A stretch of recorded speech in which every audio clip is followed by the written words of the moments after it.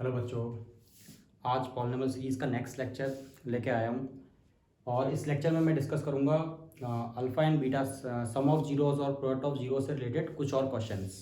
ठीक है, पहला क्वेश्चन है, बोर्ड पे लिखा है, if the square difference of the zeros of the polynomial f x is equal to 144, find the value of p. तो मुझे इस क्वेश्चन में एक पॉलिनोमियल दे रखा है। ये पॉलिनोमियल क्वाड्रेटिक पॉलिनोमियल है और इस क्वाड्रेटिक पॉलिनोमियल में मुझे इस p की वैल्यू फाइंड आउट करनी है।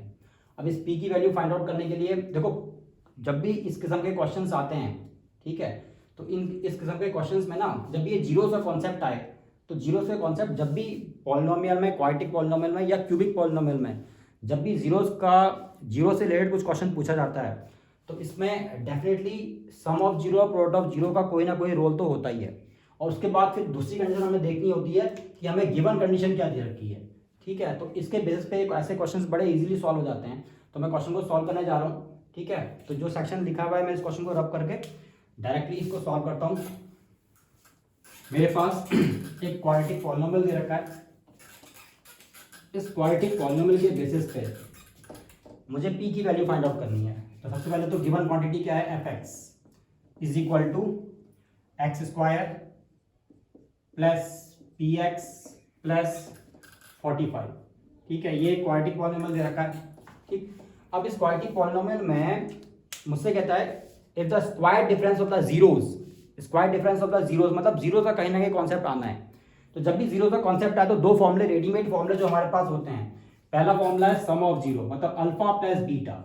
ये हम इजीली फाइंड आउट कर सकते हैं। Alpha plus beta is minus B over A, minus B over A. अब बी क्या है यहाँ पे, अगर मैं इस इक्वेशन को कंपेयर करूं स्टैंडर्ड इक्वेशन से, A X square plus B X plus C से, तो अल्फा सम ऑफ जीरो मतलब alpha plus beta is equal to minus B over A. B मतलब एक्स का कोफिशिएंट, बी मतलब एक्स का coefficient, B over A, A मतलब X square का coefficient मतलब ए। ये एक जनरल फॉर्मूला लास्ट क्लास में भी डिस्कस किया था।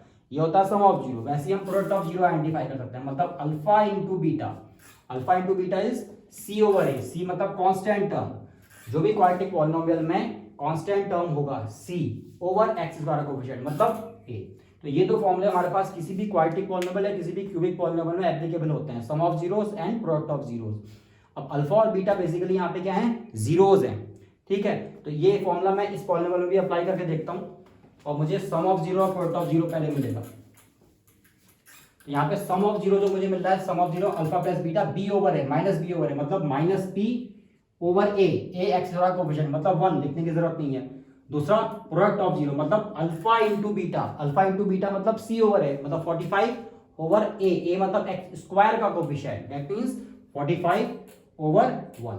ठीक है, तो product of zero sum of zero तो मुझे मिल गया, जो बिना किसी गिवन कंडीशन के मैं फाइंड आउट कर सकता हूं इस क्वाड्रेटिक पॉलिनोमियल से। अब आते हैं जो हमसे गिवन दिया है क्वेश्चन में, जो मैंने इनिशियली क्वेश्चन लिखा था उसमें लिखा था if the squared difference, squared difference, ध्यान देना इसकी एक एक लाइन क्लियर होनी चाहिए। If the squared difference of the zeros मतलब जीरोज लेने हैं, मान लो अल्फा और बीटा अगर उसके दो जीरोज हैं तो इनका डिफरेंस, स्क्वायर्ड डिफरेंस, डिफरेंस लेना है और उसका स्क्वायर करना है।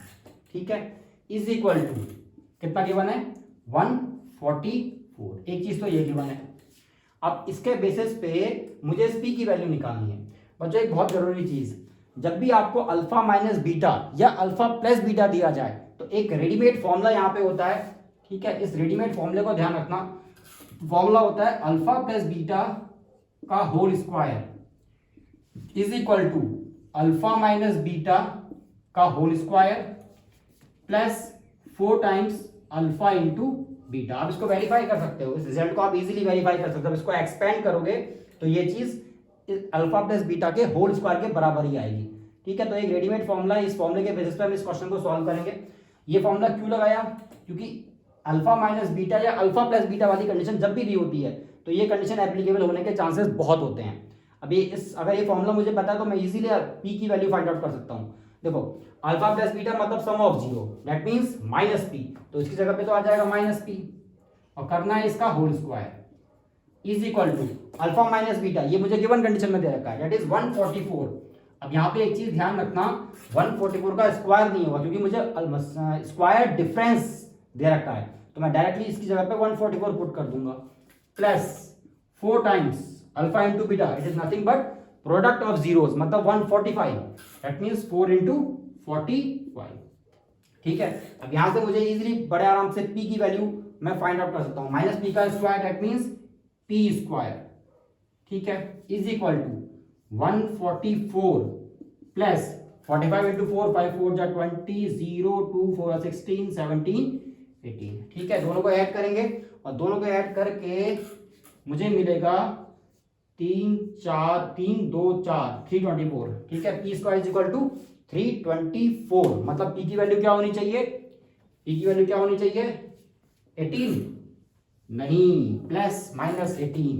ठीक है, p square is equal to 324, जब भी यहाँ पे स्क्वायर हो, ठीक है, मैं अगर स्क्वायर को हटाऊंगा, ठीक है, तो ये वैल्यू जो भी है, ये वैल्यू प्लस या माइनस 18 होगी। ठीक है, सिर्फ प्लस 18 से काम नहीं चलेगा क्योंकि मुझे पता नहीं है, देखो इसका कॉन्सेप्ट क्या है, अगर मैं माइनस 18 का स्क्वायर करूं तो ये भी 324 है, अगर मैं 18 का स्क्वायर करूं तो ये भी 324 है, दैट मीन्स 324 का आंसर क्या होना चाहिए, प्लस 18 या माइनस 18, नहीं पता, तो इस वजह से हम क्या लिखेंगे इसको, प्लस माइनस 18। इसका सिग्निफिकेंस मीनिंग ये है कि ये जो प्लस 18 या माइनस 18 दोनों ही इस क्वाड्रेटिक इक्वेशन को सेटिस्फाई कर देंगे। ओके, ठीक है, तो ये रहा हमारा आज का पहला क्वेश्चन। बढ़ते हैं दूसरे क्वेश्चन की तरफ।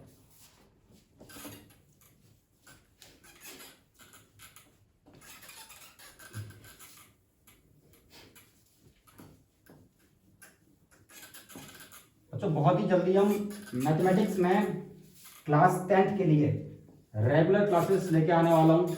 उसमें मैं शुरू से जो एनसीईआरटी का सिलेबस है उसके अकॉर्डिंग चलेंगे और उसमें काफ़ी डिटेल में उसकी बात करेंगे। ठीक है, एनसीईआरटी का सिलेबस मेरे ख्याल से शायद नेक्स्ट वीक से क्लास 10th का शुरू हो जाएगा, मे बी शायद इस हफ्ते ही शुरू हो जाए। ठीक है, फिलहाल के लिए ये रहा आपके स्क्रीन में क्वेश्चन नंबर 2। कहता है if alpha and beta are zeros of polynomial such that condition given है अल्फा प्लस बीटा मतलब sum of zero and alpha minus beta मतलब difference of zero that is equal to 8।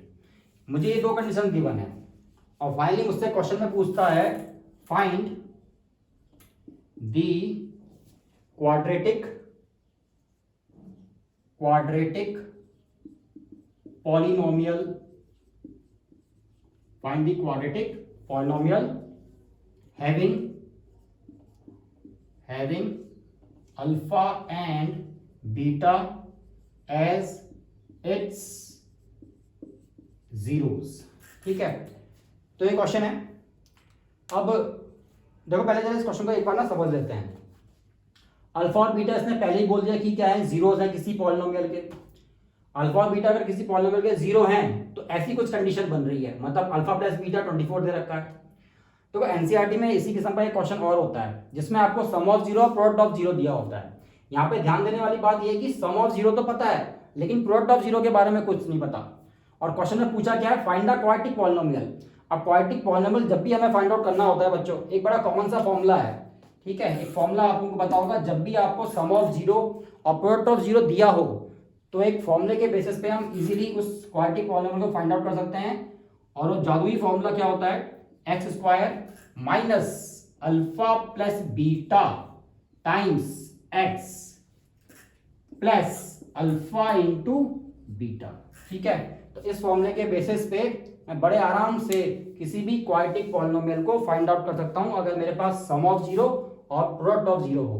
ठीक है, तो बढ़ते हैं इस क्वेश्चन की तरफ को और इसका सॉल्यूशन 30 सेकंड के अंदर निकाल लेते हैं। ठीक है, तो क्वेश्चन आपने नोट करना हो तो कर लिया होगा, मैं इस क्वेश्चन को सॉल्व करने जा रहा हूँ। तो स्टार्टिंग हुई है गिवन कंडीशन से। ठीक है, ये तो गिवन कंडीशन है, उसके बेस पे मुझे एक पॉलिनोमियल यहाँ पे फॉर्म करना है। बच्चों देखो अभी जो फॉर्मूला मैंने लिखा था x square minus alpha plus beta times x plus alpha into beta. अब इस फॉर्मूले में मेरे पास प्रॉब्लम क्या है, मेरे पास अल्फा प्लस बीटा तो डायरेक्टली क्वेश्चन में गिवन है। अच्छा, दूसरी चीज है अल्फा इंटू बीटा, ये चीज नहीं है। ये चीज कहां से लेके आएंगे, इस चीज को कहां से लेके आए, ठीक है। अभी कुछ देर पहले मैंने आपको एक छोटा सा एक निक्कू सा फॉर्मूला बताया था, ठीक है। एक रेडीमेड फॉर्मूला है, अल्फा प्लस बीटा का whole square is equal to alpha minus beta का whole square plus 4 times alpha into beta. बस यहां पे आपको वैल्यूज रखनी है, जो वैल्यूज रखने के बाद अल्फा इंटू बीटा आप यहां से फाइंड आउट कर सकते हैं। अल्फा प्लस बीटा मतलब 24 करना है इसका square is equal to alpha minus beta मतलब 8 करना है इसका भी square plus 4 times alpha into beta, इसी को ही तो निकालना है, ठीक है। तो 24 का स्क्वायर, 8 का स्क्वायर, 24 का स्क्वायर, दोनों के स्क्वायर पुट करते हैं। 24 का स्क्वायर होता है 576। बच्चों एक चीज, ये क्लास 10th लेवल के बच्चों को ना ये 1 से लेके 25-26 तक के स्क्वायर आने चाहिए, ठीक है। ये 9th-10th के बच्चों के लिए बहुत जरूरी होता है, क्योंकि कैलकुलेशन फिर इसको आपको अलग से सॉल्व करना पड़ेगा, टाइम लगेगा। तो 24 का स्क्वायर 576, ठीक है। आगे 8 का square 64 plus 4 times alpha into beta. अब यहाँ पे एक सिंपल अलजेब्रा लगा के आप इसको सॉल्व आउट कर सकते हो, ठीक है। 576 minus 64 is equal to 4 times alpha beta. तो मैं डायरेक्टली यहाँ पे वैल्यू लिख रहा हूँ, मुझे 4 times of alpha beta is equal to, यहाँ लेके आओ माइनस करोगे, ये वैल्यू आ रही है 512। That means alpha into beta is equal to 512 बट्टे में 4, ठीक है। अब आएगी हम सबकी जिंदगी में बाहर, तो ये आ गया अल्फा इंटू बीटा 128 के बराबर, ठीक है। बस मिल गया मुझे अल्फा इंटू बीटा। इस वैल्यू को मैं यहाँ पे इनकॉर्पोरेट करूंगा और इससे मेरा क्वाड्रेटिक पॉलिनोमियल फॉर्म हो जाएगा। क्लियर है, ठीक है, कोई दिक्कत?